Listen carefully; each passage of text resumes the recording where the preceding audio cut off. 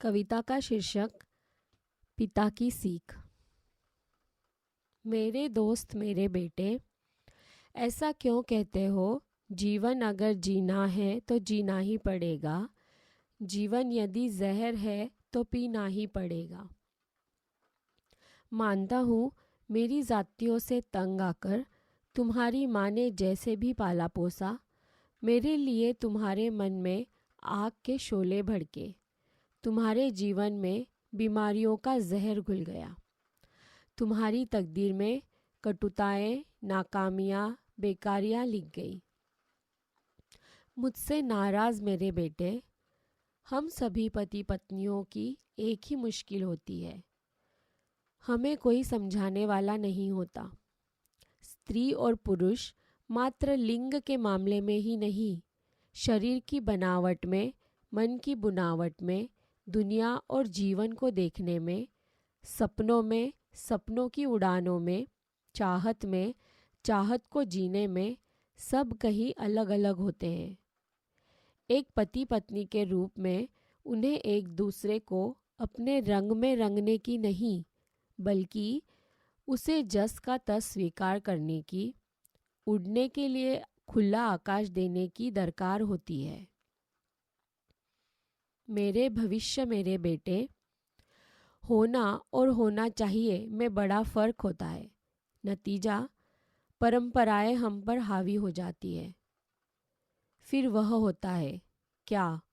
या तो पति या फिर पत्नी, यानी भंवरे और मधुमक्खियाँ, कल्पना और स्मृतियों के भरोसे फूलों का रस पीने की अभिलाषा में मात्र जीतने के लिए लड़ते रहते हैं, और बच्चे उस जंग में अपने अपने स्तर पर झुलसते रहते हैं। मेरी आत्मा के अंश मेरे बेटे, तुम्हारी तरह मैंने भी माँ की सिंपैथी में, पिता को सजा देने के चक्कर में अपने भीतर पनपते मर्द को दबाया है। मैंने भी नौकरी के चक्कर में नाकामियों की धूल फाकी है, अपने सीने में दहकते शोलों की तपिश झेली है।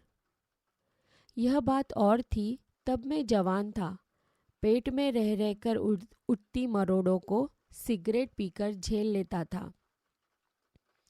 प्रकृति की सर्वश्रेष्ठ रचना मेरे बेटे, नाकामियों ने जब मुझे तोड़ा तो फिर मैं टूटता ही चला गया। मैं जानना चाहता था, तमाम ईमानदारी के बावजूद गलती हुई तो कहाँ हुई। इधर उधर तलाशते हुए मुझे भीतर, अपने अनुभवों के भीतर झांकने का मौका मिला। फिर तो कमाल ही हो गया। ईश्वर के लाडले मेरे बेटे, मुझे रास्ता मिल गया। मैंने रद्दी कागज के टुकड़े पर लिखा पढ़ा, जीवन की कटुताओं, सफलताओं और बीमारियों से मुक्ति के लिए पिता का आदर करना सीखो। मेरी आशाओं के सहारे मेरे बेटे, बरसों में समझ नहीं पाया, पिता का आदर करूं तो क्यों करूं। हर बार उनकी बदसलूकी, उनकी पिटाई याद आती थी। सच पूछो तो अपनी हर असफलता के पीछे मुझे पिता ही खड़े दिखते थे। फिर भी कोशिश जारी थी। एक दिन नींद में जाते जाते मुझे सूझा, मुझे पिता जैसा थोड़ा ही बनना है, मुझे तो बस उनका आदर करना है। धरती की उम्मीदों के चिराग मेरे बेटे, फिर तो मंजिल आसान हो गई। नौकरी में मैं इनकम टैक्स के चक्कर में टीडीएस के चलते पाई पाई को तरसा हूँ, लेकिन इस धूल उड़ापे में यश के साथ समृद्धि भी चलकर आई। पूछो कैसे? मेरे सीने में दहकते शोले आदर के जल से सिंचित गुलाब के फूल बन गए। उनकी भीनी भीनी सुगंध चारों दिशाओं में फैली। यानी दबा कुचला मर्द जागा तो स्वाभिमान जागा। गर्व के उजाले में स्त्री की अस्मिता के अर्थ उगते सूरज के समान उदित हुए, और मैं और मेरा मर्द स्त्री की सुरक्षा के कवच बन गए। बेवकूफ़ों की तरह क्या क्यों घूर रहे हो मेरे बेटे?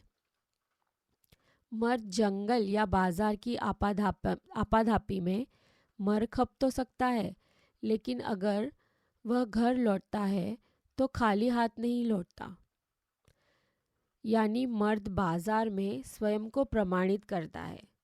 जो स्वयं के पोटेंशियल को बाजार में प्रमाणित करने का दम रखता है, स्पर्धा में जूझता है, वह नौकरी मांगता नहीं, नौकरियां देने वाला बन जाता है। अर्थात लक्ष्मी उसके चरणों में और सुख उसके शरीर में निवास करता है। समझे मेरे बेटे, यही है एक पिता की अपने बेटे को सीख। कविता का अर्थ: बेरोजगारी सिर्फ हमारे देश में ही नहीं, बल्कि आज सारी दुनिया की समस्या है। क्यों? स्त्री को सुरक्षित बनाने के लिए सरकारी स्तर पर नियम कानून बनाए गए। स्त्री कितनी सुरक्षित हुई यह तो खोज का विषय है, लेकिन पति नाकारा हो गया। नतीजा कुछ वर्षों के बाद मर्द ढूंढने से भी मुश्किल से मिलेगा।